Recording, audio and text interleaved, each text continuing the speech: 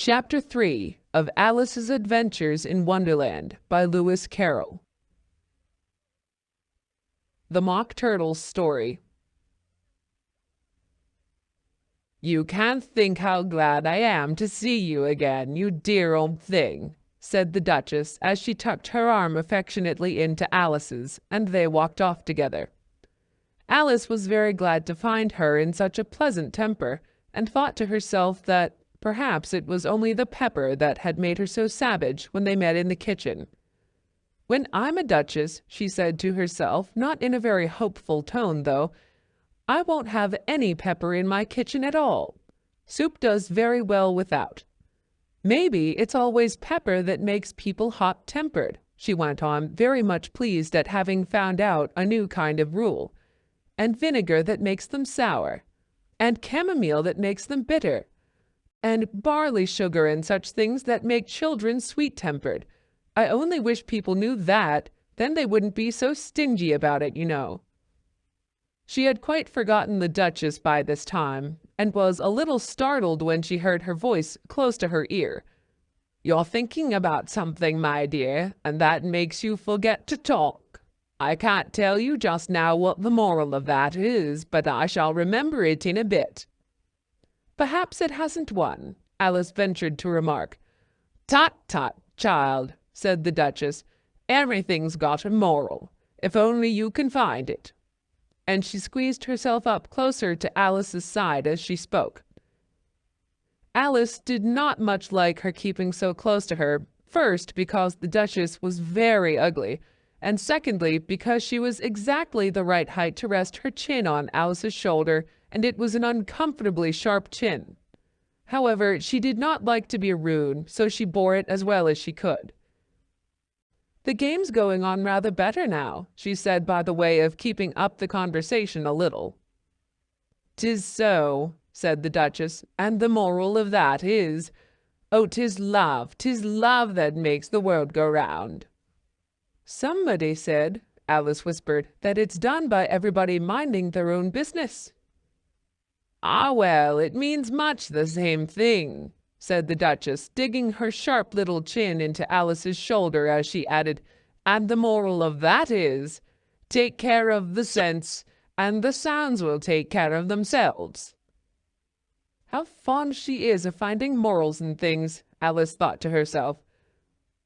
"I dare say you're wondering why I don't put my arm round your waist," the Duchess said after a pause. "The reason is that I'm doubtful about the temper of your flamingo. Shall I try the experiment?" "He might bite," Alice cautiously replied, not feeling at all anxious to have the experiment tried. "Very true," said the Duchess. "Flamingos and mustard both bite, and the moral of that is, birds of a feather flock together." "Only mustard isn't a bird," Alice remarked. "Right, as usual," said the Duchess. "What a clever way you have of putting things." "It's a mineral, I think," said Alice. "Of course it is," said the Duchess, who seemed ready to agree to everything that Alice said. "There's a large mustard mine near here, and the moral of that is, the more there is of mine, the less there is of yours." "Oh, I know," exclaimed Alice, who had not attended to this last remark. "It's a vegetable. It doesn't look like one, but it is."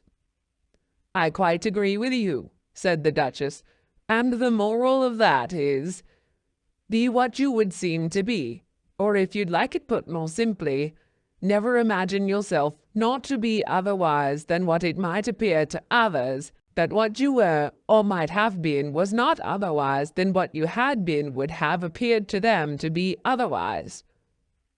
"I think I should understand that better," Alice said very politely, "if I had it written down, but I can't quite follow it as you say it."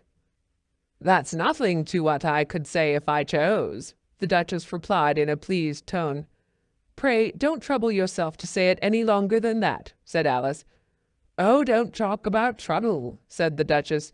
"I make you a present of everything I've said as yet." "A cheap sort of present," thought Alice. "I'm glad they don't give birthday presents like that." But she did not venture to say it out loud. Thinking again? The Duchess asked with another dig of her sharp little chin. I've a right to think, said Alice sharply, for she was beginning to feel a little worried. Just about as much right, said the Duchess, as pigs have to fly, and But here, to Alice's great surprise, the Duchess's voice died away, even in the middle of her favorite word, moral, and the arm that was linked into hers began to tremble. Alice looked up, and there stood the Queen in front of them, with her arms folded, frowning like a thunderstorm.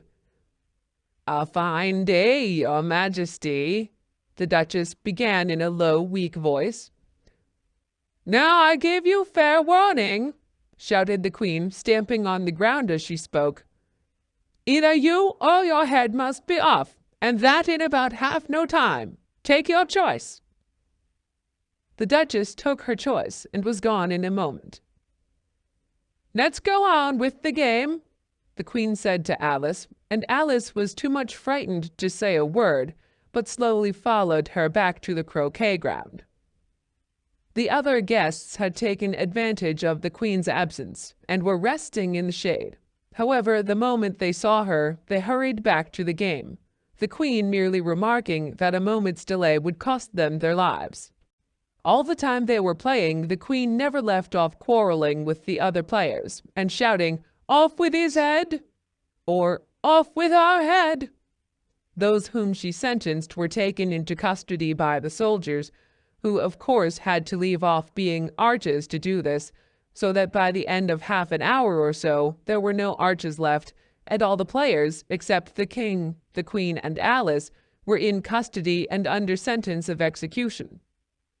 Then the Queen left off, quite out of breath, and said to Alice, "Have you seen the mock turtle yet?" "No," said Alice. "I don't even know what a mock turtle is." "It's the thing mock turtle soup is made from," said the Queen. "I never saw one, or heard of one," said Alice. "Come on, then," said the Queen, "and he shall tell you his history." As they walked off together, Alice heard the King say in a low voice to the company generally, "You're all pardoned." "Come, that's a good thing," she said to herself, for she had felt quite unhappy at the number of executions the Queen had ordered. They very soon came upon a griffin lying fast asleep in the sun. If you don't know what a griffin is, look at the picture. "Up, lazy thing," said the Queen, "and take this young lady to see the mock turtle, and to hear his history. I must go back and see after some executions I've ordered." And she walked off, leaving Alice alone with the griffin. Alice did not quite like the look of the creature, but on the whole she thought it would be quite as safe to stay with it as to go after that savage Queen. So she waited. The griffin sat up and rubbed its eyes. Then it watched the Queen till she was out of sight. Then it chuckled. "What fun!" said the griffin, half to itself, half to Alice. "What is the fun?" said Alice. "Why's she?" said the griffin. "It's all her fancy that. They never executes nobody, you know. Come on." "Everybody says come on here," thought Alice, as she went slowly after it. "I never was so ordered about in my life. Never."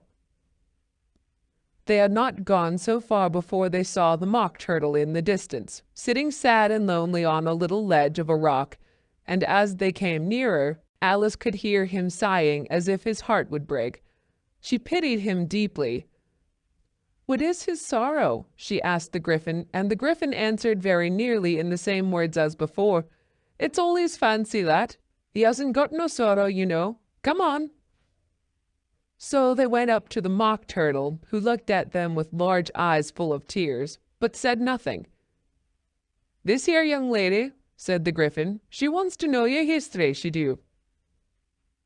"I'll tell it her," said the mock turtle in a deep, hollow tone. "Sit down, both of you, and don't speak a word till I've finished." So they sat down, and nobody spoke for some minutes. Alice thought to herself, "I don't see how he can ever finish if he doesn't begin." But she waited patiently.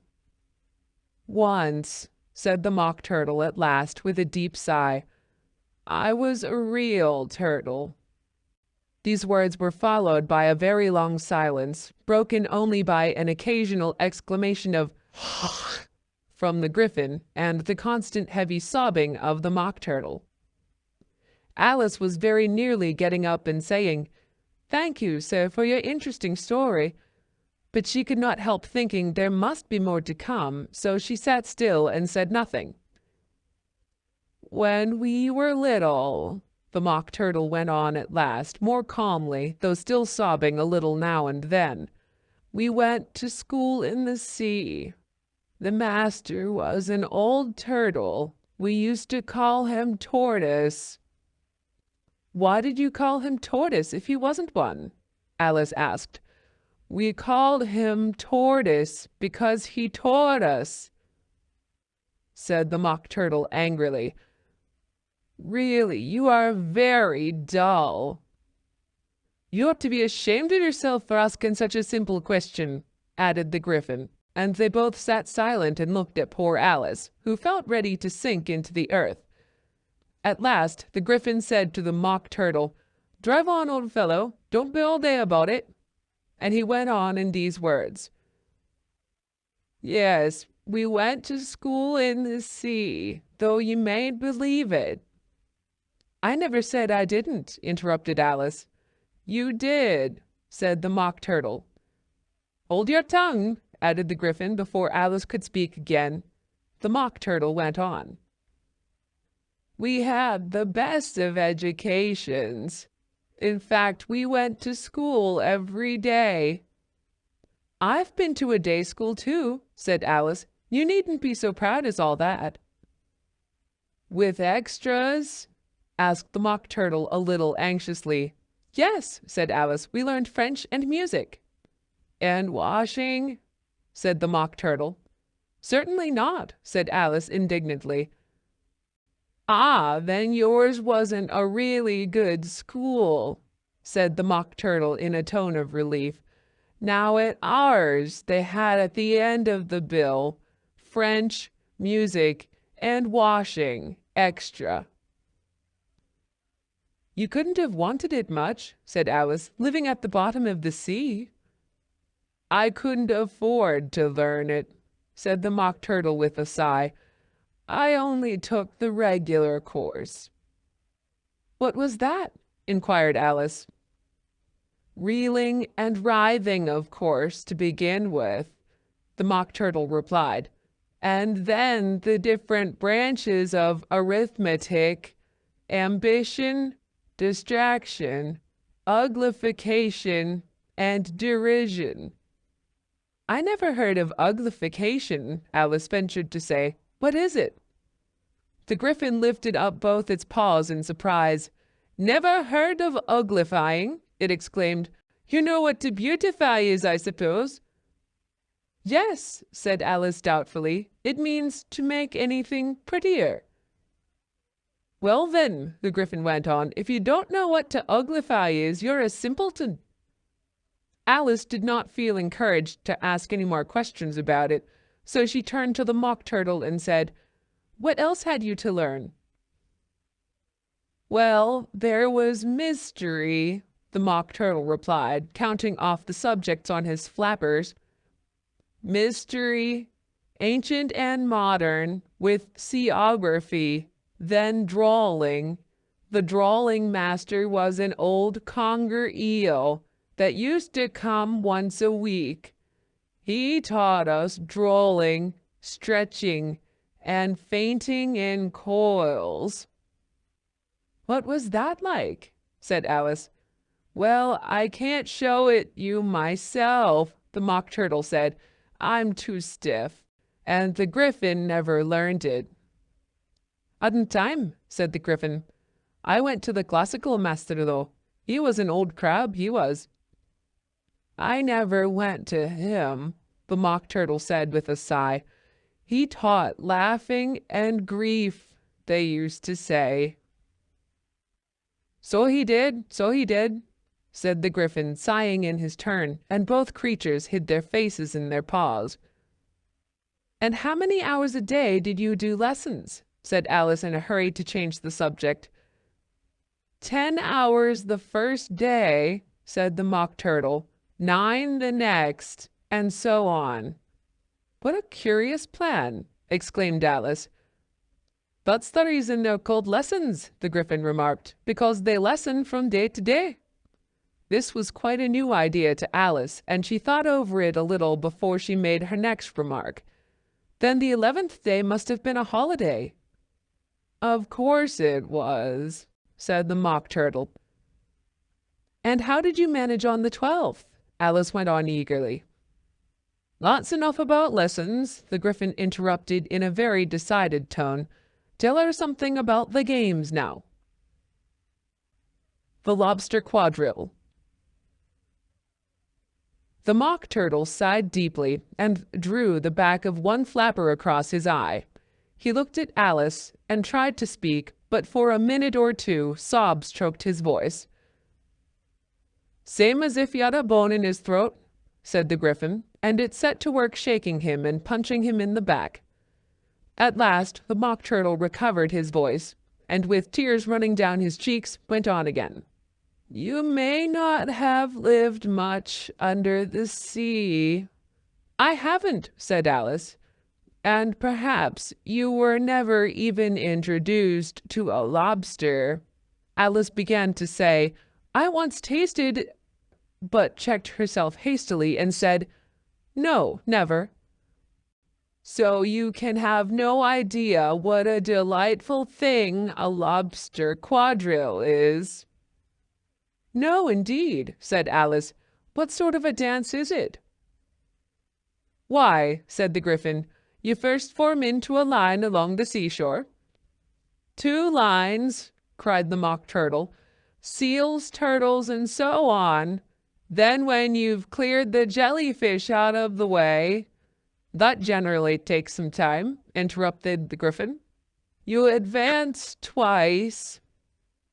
Each with a lobster as a partner, cried the Gryphon. Of course, the Mock Turtle said. Advance twice, set to partners, change lobsters, and retire in same order, continued the Gryphon.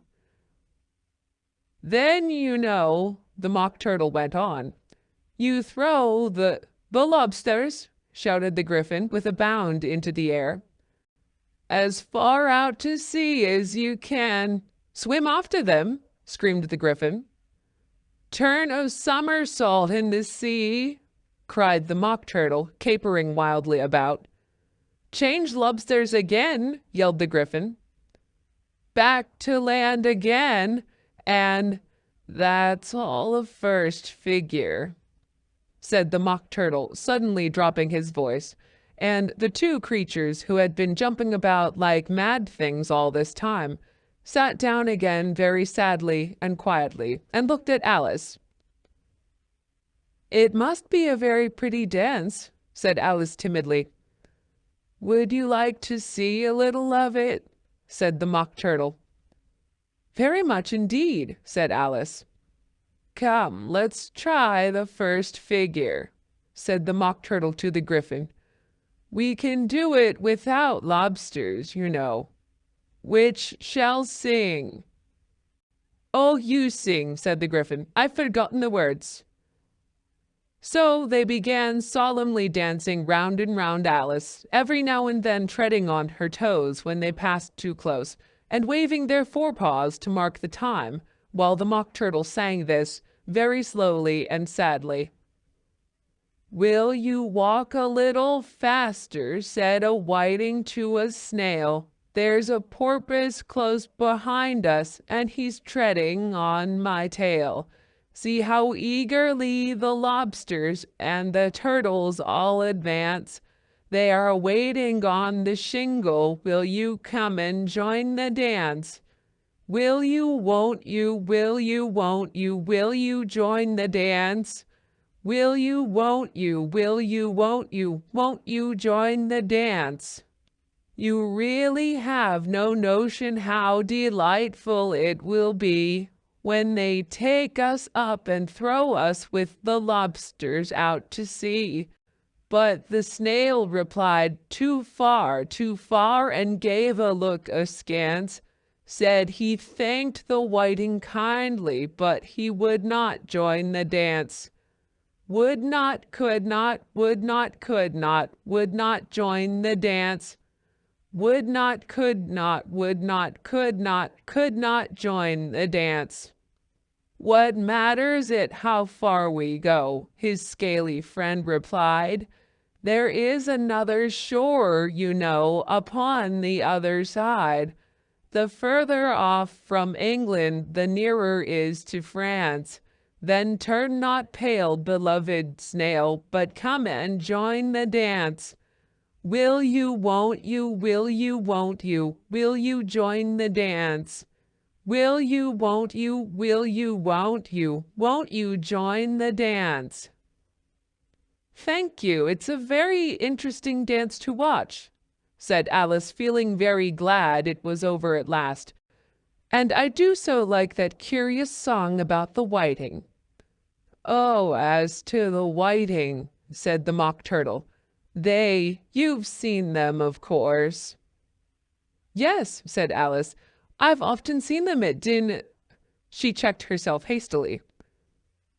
I don't know where Din may be, said the Mock Turtle, but if you've seen them so often, of course you know what they're like. I believe so, Alice replied thoughtfully. They have their tails in their mouths, and they're all over crumbs. You're wrong about the crumbs, said the Mock Turtle. Crumbs would all wash off in the sea, but they have their tails in their mouths. And the reason is... Here the Mock Turtle yawned and shut his eyes. Tell her about the reason and all that, he said to the Gryphon. The reason is, said the Gryphon, that they would go with the lobsters to the dance, so they got thrown out to sea. So they had to fall a long way. So they got their tails fast in their mouths, so they couldn't get them out again. That's all. Thank you, said Alice. It's very interesting. I never knew so much about a whiting before. I can tell you more than that if you like, said the Gryphon. Do you know why it's called a whiting? I never thought about it, said Alice. Why? It does the boots and shoes, the Gryphon replied very solemnly. Alice was thoroughly puzzled. Does the boots and shoes, she repeated in a wondering tone. Why, what are your shoes done with? Said the Gryphon. I mean, what makes them so shiny? Alice looked down at them and considered a little before she gave her answer. They're done with blacking, I believe. Boots and shoes under the sea, the Gryphon went on in a deep voice, are done with whiting. Now you know. And what are they made of? Alice asked in a tone of great curiosity. Soles and eels, of course, the Gryphon replied rather impatiently. Any shrimp could have told you that. If I'd been the whiting, said Alice, whose thoughts were still running on the song, I'd have said to the porpoise, keep back, please, we don't want you with us. They were obliged to have him with them, the Mock Turtle said. No wise fish would go anywhere without a porpoise. Wouldn't it really? Said Alice in a tone of great surprise. Of course not, said the Mock Turtle. Why, if a fish came to me and told me he was going a journey, I should say, with what purpose? Don't you mean purpose? Said Alice. I mean what I say, the Mock Turtle replied in an offended tone. And the Gryphon added, Come, let's hear some of your adventures. I could tell you my adventures, beginning from this morning, said Alice a little timidly. But it's no use going back to yesterday, because I was a different person then. Explain all that, said the Mock Turtle. No, the adventures first, said the Gryphon in an impatient tone. Explanations take such a dreadful time. So Alice began telling them her adventures from the time when she first saw the White Rabbit. She was a little nervous about it just at first. The two creatures got so close to her, one on each side, and opened their eyes and mouths so very wide. but she gained courage as she went on. Her listeners were perfectly quiet till she got to the part about her repeating, "You are old Father William," to the caterpillar, and the words all coming different, and then the Mock Turtle drew a long breath and said, "That's very curious." "It's all about as curious as it can be," said the Gryphon. "It all came different," the Mock Turtle repeated thoughtfully. "I should like to hear her repeat something now. Tell her to begin." He looked at the Gryphon as if he thought it had some kind of authority over Alice. "Stand up and repeat, "'Tis the voice of the sluggard,'" said the Gryphon. "How the creatures order one about and make one repeat lessons," thought Alice. "I might as well be at school at once." However, she got up and began to repeat it, but her head was so full of the lobster quadrille that she hardly knew what she was saying, and the words came very queer indeed. "'Tis the voice of the lobster," I heard him declare, "You have baked me too brown, I must sugar my hair. As a duck with its eyelids, so he with his nose trims his belt and his buttons, and turns out his toes. When the sands are all dry, he is gay as a lark, and will talk in contemptuous tones of the shark. But when the tide rises and sharks are around, his voice has a timid and tremulous sound." "That's different from what I used to say when I was a child," said the Gryphon. "Well, I never heard it before," said the Mock Turtle, "but it sounds uncommon nonsense." Alice said nothing. She had sat down with her face in her hands, wondering if anything would ever happen in a natural way again. "I should like to have it explained," said the Mock Turtle. "She cannot explain it," hastily said the Gryphon. "Go on with the next verse." "But about his toes," the Mock Turtle persisted. "How could he turn them out with his nose, you know?" "It's the first position in dancing," Alice said, but was dreadfully puzzled by the whole thing and longed to change the subject. "Go on with the next verse," the Gryphon repeated. "It begins, 'I passed by his garden.'" Alice did not dare to disobey, though she felt sure it would all come wrong, and she went on in a trembling voice. "I passed by his garden and marked with one eye how the owl and the panther were sharing a pie. The panther took pie crust and gravy and meat, while the owl had the dish as its share of the treat.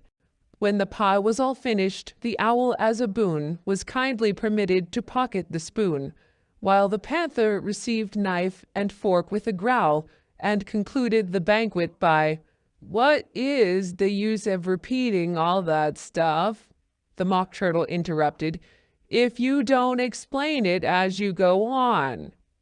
It's by far the most confusing thing I ever heard.' "Yes, I think you'd better leave off," said the Gryphon, and Alice was only too glad to do so. "Shall we try another figure of the lobster quadrille?" the Gryphon went on. "Or would you like the Mock Turtle to sing you another song?" "Oh, a song, please, if the Mock Turtle would be so kind." Alice replied so eagerly that the Gryphon said in a rather offended tone, "No accounting tastes. Sing her turtle soup, will you, old fellow?" The Mock Turtle sighed deeply and began in a voice choked with sobs to sing this. "Beautiful soup, so rich and green, waiting in the hot tureen. Who for such dainties would not stoop? Soup of the evening, beautiful soup. Soup of the evening, beautiful soup. Beautiful soup, beautiful soup. Soup of the evening, beautiful, beautiful soup. Beautiful soup, who cares for fish, game, or any other dish? Who would not give all else for two? Pennyworth only of beautiful soup. Pennyworth only of beautiful soup. Beautiful soup, beautiful soup. Soup of the evening, beautiful, beautiful soup. Chorus again, cried the Gryphon, and the Mock Turtle had just begun to repeat it when a cry of, "The trial's beginning!" was heard in the distance. "Come on!" cried the Gryphon, and taking Alice by the hand, it hurried off without waiting for the end of the song. "What trial is it?" Alice panted as she ran, but the Gryphon only answered, "Come on," and ran the faster, while more and more faintly came, carried on the breeze that followed them, the melancholy words, "Soup of the evening, beautiful, beautiful soup." Who Stole the Tarts? The King and Queen of Hearts were seated on their throne when they arrived, with a great crowd assembled about them, all sorts of little birds and beasts, as well as the whole pack of cards. The knave was standing before them in chains, with a soldier on each side to guard him, and near the king was the White Rabbit, with a trumpet in one hand and a scroll of parchment in the other. In the very middle of the court was a table, with a large dish of tarts upon it. They looked so good that it made Alice quite hungry to look at them. "I wish they'd get the trial done," she thought, "and hand round the refreshments." But there seemed to be no chance of this, so she began looking about her to pass away the time. Alice had never been in a court of justice before, but she had read about them in books, and she was quite pleased to find that she knew the name of nearly everything there. "That's the judge," she said to herself, "because of his great wig." The judge, by the way, was the king, and as he wore his crown over the wig, he did not look at all comfortable, and it was certainly not becoming. "And that's the jury box," thought Alice. "And those 12 creatures," she was obliged to say creatures, you see, because some of them were animals and some were birds. "I suppose they're the jurors." She said this last word 2 or 3 times over to herself, being rather proud of it, for she thought, and rightly too, that very few little girls of her age knew the meaning of it at all. However, jurymen would have done just as well. The 12 jurors were all writing very busily on slates. "What are they all doing?" Alice whispered to the Gryphon.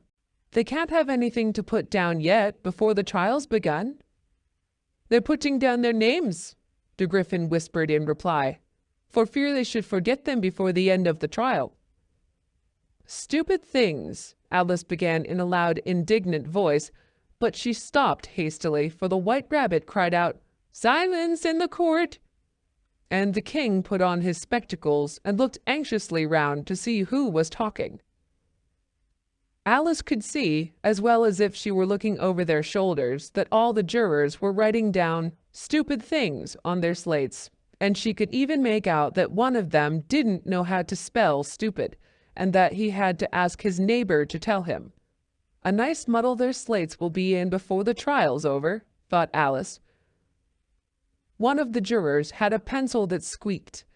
This, of course, Alice could not stand, and she went round the court and got behind him, and very soon found an opportunity of taking it away. She did it so quickly that the poor little juror, it was Bill the Lizard, could not make out at all what had become of it. So, after hunting all about for it, he was obliged to write with one finger for the rest of the day, and this was of very little use, as it left no mark on the slate. "Carrol, read the accusation," said the king. On this, the White Rabbit blew 3 blasts on the trumpet, and then unrolled the parchment scroll and read as follows: "The Queen of Hearts, she made some tarts all on a summer day. The Knave of Hearts, he stole those tarts and took them quite away." "Consider your verdict," the king said to the jury. "No, not yet, not yet," the rabbit hastily interrupted. "There's a great deal to come before that." "Call the witness," said the king, and the rabbit blew 3 blasts on the trumpet and called out, "First witness." The first witness was the Hatter. He came in with a teacup in one hand and a piece of bread and butter in the other. I beg your pardon, your majesty, he began, for bringing these in, but I hadn't quite finished my tea when I was sent for. You ought to have finished, said the king. When did you begin? The Hatter looked at the March Hare, who had followed him into the court, arm in arm with the Dormouse. 14th of March, I think it was, he said. 15th, said the March Hare. 16th, said the Dormouse. Write that down, the king said to the jury, and the jury eagerly wrote down all 3 dates on their slates, and then added them up, and reduced the answer to shillings and pence. Take off your hat, the king said to the Hatter. It isn't mine, said the Hatter. Stolen, the king exclaimed, turning to the jury, who instantly made a memorandum of the fact. I keep them to sell, the Hatter added as an explanation. I've none of my own. I'm a hatter. Here the queen put on her spectacles and began staring hard at the Hatter, who turned pale and fidgeted. Give your evidence, said the king, and don't be nervous, or I'll have you executed on the spot. This did not seem to encourage the witness at all. He kept shifting from one foot to the other, looking uneasily at the queen, and in his confusion he bit a large piece out of his teacup instead of the bread and butter. Just at this moment, Alice felt a very curious sensation, which puzzled her a good deal until she made out what it was. She was beginning to grow larger again, and she thought at first she would get up and leave the court, but on second thoughts she decided to remain where she was as long as there was room for her. I wish you wouldn't squeeze so, said the Dormouse, who was sitting next to her. I can hardly breathe. I can't help it, said Alice very meekly. I'm growing. You've no right to grow here, said the Dormouse. Don't talk nonsense, said Alice more boldly. You know you're growing too. Yes, but I grow at a reasonable pace, said the Dormouse. Not in that ridiculous fashion. And he got up very sulkily and crossed over to the other side of the court. All this time the queen had never left off staring at the Hatter, and just as the Dormouse crossed the court, she said to one of the officers of the court, Bring me the list of the singers in the last concert, on which the wretched Hatter trembled so that he shook off both of his shoes. Give your evidence, the king repeated angrily, or I'll have you executed, whether you're nervous or not. I'm a poor man, your majesty, the Hatter began in a trembling voice, and I hadn't begun my tea, not above a week or so, and what with the bread and butter getting so thin, and the twinkling of the tea— The twinkling of the what? Said the king. It began with the tea, the Hatter replied. Of course twinkling begins with a T, said the king sharply. Do you take me for a dunce? Go on. I'm a poor man, the Hatter went on, and most things twinkled after that. Only the March Hare said— I didn't, the March Hare interrupted in a great hurry. You did, said the Hatter. I deny it, said the March Hare. He denies it, said the king. Leave out that part. Well, at any rate, the Dormouse said, the Hatter went on, looking anxiously round to see if he would deny it too, but the Dormouse denied nothing, being fast asleep. After that, continued the Hatter, I cut some more bread and butter. But what did the Dormouse say? One of the jury asked. That I can't remember, said the Hatter. You must remember, remarked the king, or I'll have you executed. The miserable Hatter dropped his teacup and bread and butter, and went down on one knee. I'm a poor man, your majesty, he began. You're a very poor speaker, said the king. Here one of the guinea pigs cheered, and was immediately suppressed by the officers of the court. As that is rather a hard word, I will just explain to you how it was done. They had a large canvas bag, which tied up at the mouth with strings. Into this they slipped the guinea pig head first, and then sat upon it. I'm glad I've seen that done, thought Alice. I've so often read in the newspapers at the end of trials there was some attempt at applause, which was immediately suppressed by the officers of the court, and I never understood what it meant till now. If that's all you know about it, you may stand down, continued the king. I can't go no lower, said the hatter. I'm on the floor as it is. Then you may sit down, the king replied. Here the other guinea pig cheered and was suppressed. Come, that finishes the guinea pigs, thought Alice. Now we shall get on better. I'd rather finish my tea, said the hatter, with an anxious look at the queen, who was reading the list of singers. You may go, said the king, and the hatter hurriedly left the court, without even waiting to put his shoes on. And just take his head off outside, the queen added to one of the officers, but the hatter was out of sight before the officer could get to the door. Call the next witness, said the king. The next witness was the Duchess's cook. She carried the pepper box in her hand, and Alice guessed who it was, even before she got into the court, by the way the people near the door began sneezing all at once. Give your evidence, said the king. Shan't, said the cook. The king looked anxiously at the White Rabbit, who said in a low voice, Your Majesty must cross-examine this witness. Well, if I must, I must, the king said with a melancholy air, and after folding his arms and frowning at the cook till his eyes were nearly out of sight, he said in a deep voice, What are tarts made of? Pepper, mostly, said the cook. Treacle, said a sleepy voice behind her. Carla, that dormouse, the queen shrieked out. Behead that dormouse! Turn that dormouse out of the court! Suppress him! Pinch him! Off with his whiskers! For some minutes, the whole court was in confusion, getting the dormouse turned out, and by the time they had settled down again, the cook had disappeared. Never mind, said the king, with an air of great relief. Call the next witness. And he added in an undertone to the queen, Really, my dear, you must cross-examine this next witness. It quite makes my forehead ache. Alice watched the White Rabbit as he fumbled over the list, feeling very curious to see what the next witness would be like. For they haven't got much evidence yet, she said to herself. Imagine her surprise when the White Rabbit read out at the top of his shrill little voice the name Alice. Alice's evidence. Here, cried Alice, quite forgetting in the flurry of the moment how large she had grown in the last few minutes, and she jumped up in such a hurry that she tipped over the jury box with the edge of her skirt, upsetting all the jurymen onto their heads of the crowd below, and there they lay sprawling about, reminding her very much of a globe of goldfish she had accidentally upset the week before.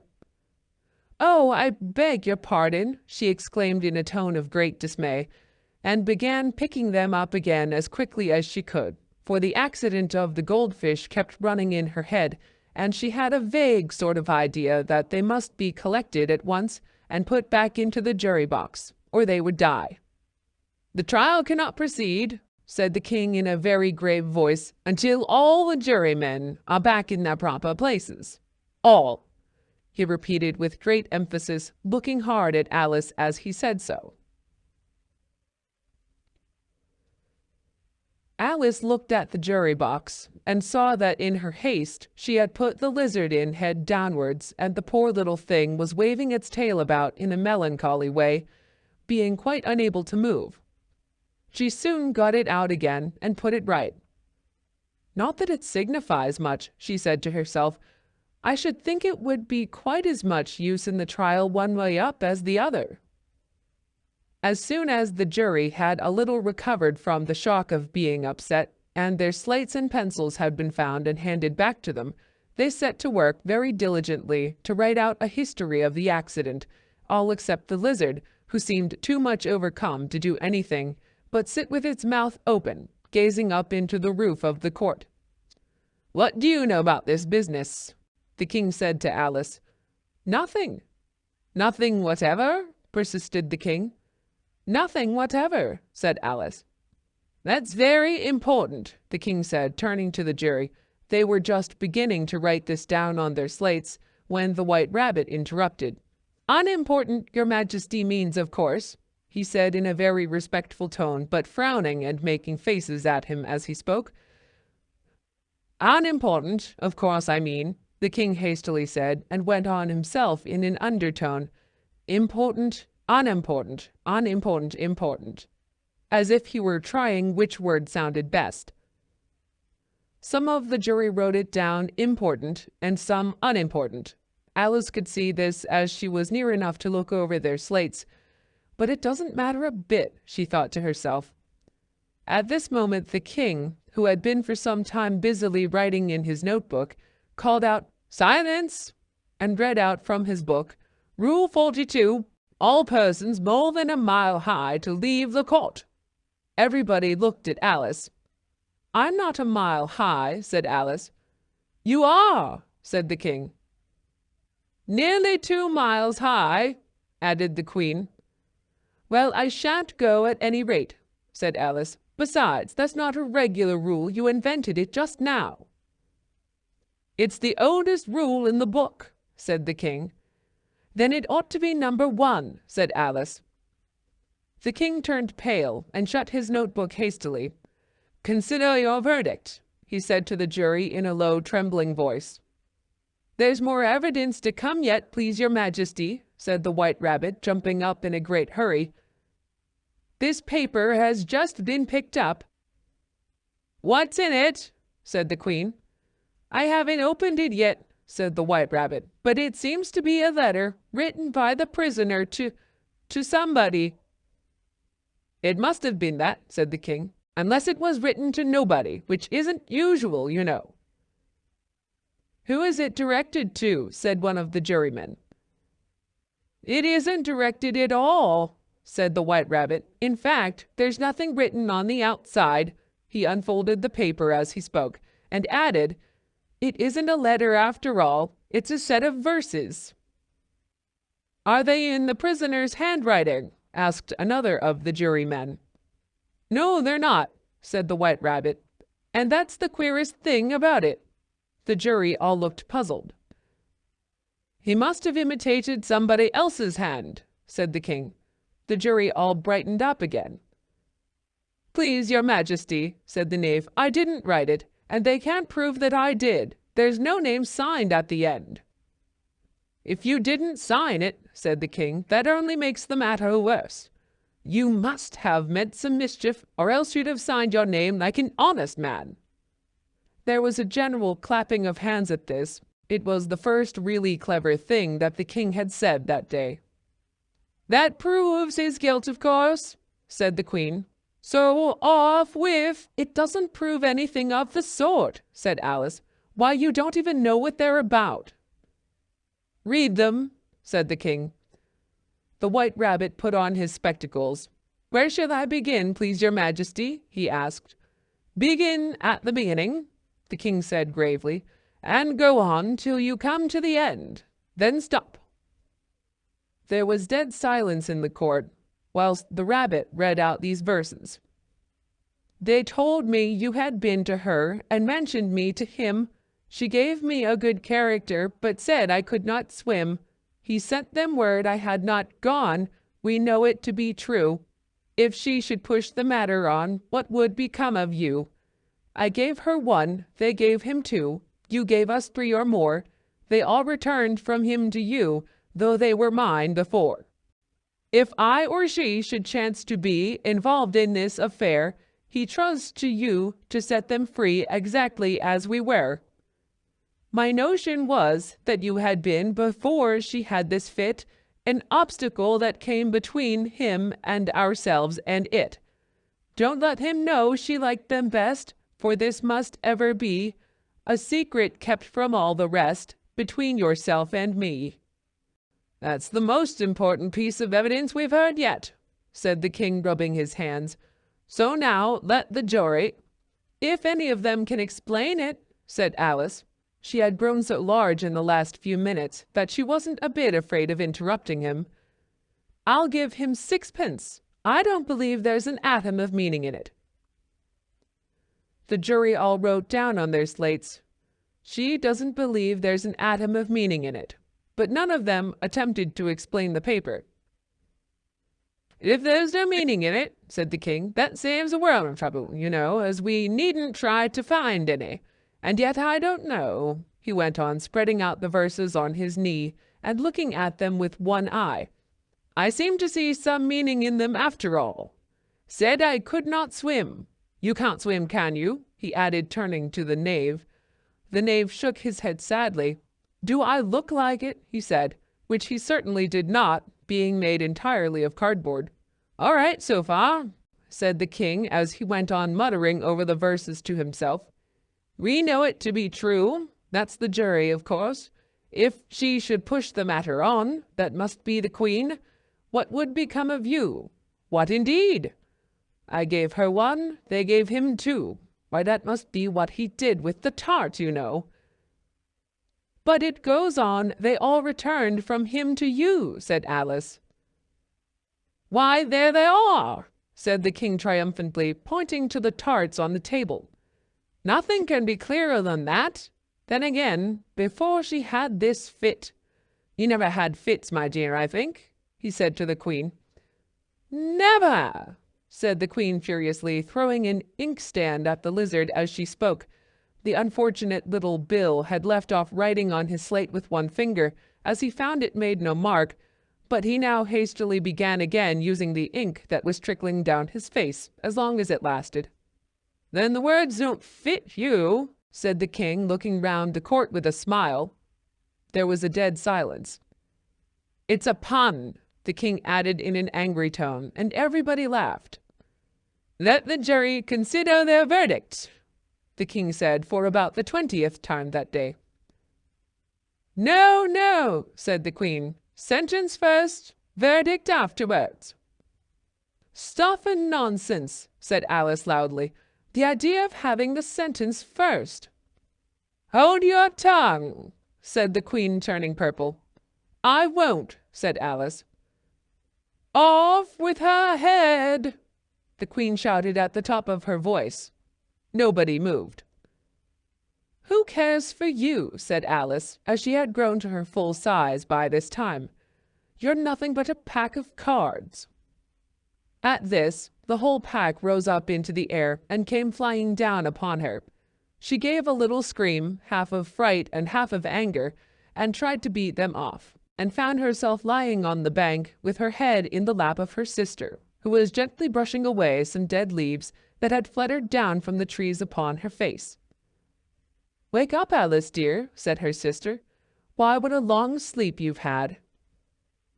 "Oh, I've had such a curious dream," said Alice, and she told her sister, as well as she could remember them, all these strange adventures of hers that you have just been reading about, and when she had finished, her sister kissed her and said, "It was a curious dream, dear, certainly, but now run in to your tea, it's getting late." So Alice got up and ran off, thinking while she ran, as well as she might, what a wonderful dream it had been. But her sister sat still just as she had left her, leaning her head, watching the setting sun, and thinking of little Alice and all her wonderful adventures, till she too began dreaming after a fashion, and this was her dream. First she dreamed of little Alice herself, and once again the tiny hands were clasped upon her knee, and the bright eager eyes were looking up into hers. She could hear the very tones of her voice, and see that queer little toss of her head to keep back the wandering hair that would always get into her eyes. And still as she listened, or seemed to listen, the whole place around her became alive with the strange creatures of her little sister's dream. The long grass rustled at her feet as the white rabbit hurried by. The frightened mouse splashed his way through the neighboring pool. She could hear the rattle of the teacups as the March Hare and his friends shared their never-ending meal, and the shrill voice of the queen ordering off her unfortunate guests to execution. Once more the pig baby was sneezing on the Duchess's knee, while plates and dishes crashed around it. Once more the shriek of the griffin, the squeaking of the lizard's slate pencil, and the choking of the suppressed guinea pigs filled the air, mixed up with the distant sobs of the miserable mock turtle. So she sat on with closed eyes, and half believed herself in Wonderland, though she knew she had but to open them again, and all would change to dull reality. The grass would be only rustling in the wind, and the pool rippling to the waves of the reeds. The rattling teacups would change to the tinkling sheep bells, and the queen's shrill cries to the voice of the shepherd boy. And the sneeze of the baby, the shriek of the griffin, and all the other queer noises would change, she knew, to the confused clamor of the busy farmyard, while the lowing of cattle in the distance would take the place of the mock turtle's heavy sobs. Lastly, she pictured to herself how this same little sister of hers would, in the aftertime, be herself a grown woman, and how she would keep through all her riper years the simple and loving heart of her childhood, and how she would gather about her other little children and make their eyes bright and eager with many a strange tale, perhaps even with the dream of Wonderland of long ago, and how she would feel with all their simple sorrows and find a pleasure in all their simple joys, remembering her own child life and the happy summer days. End of Chapter 3. And end of Alice's Adventures in Wonderland by Lewis Carroll.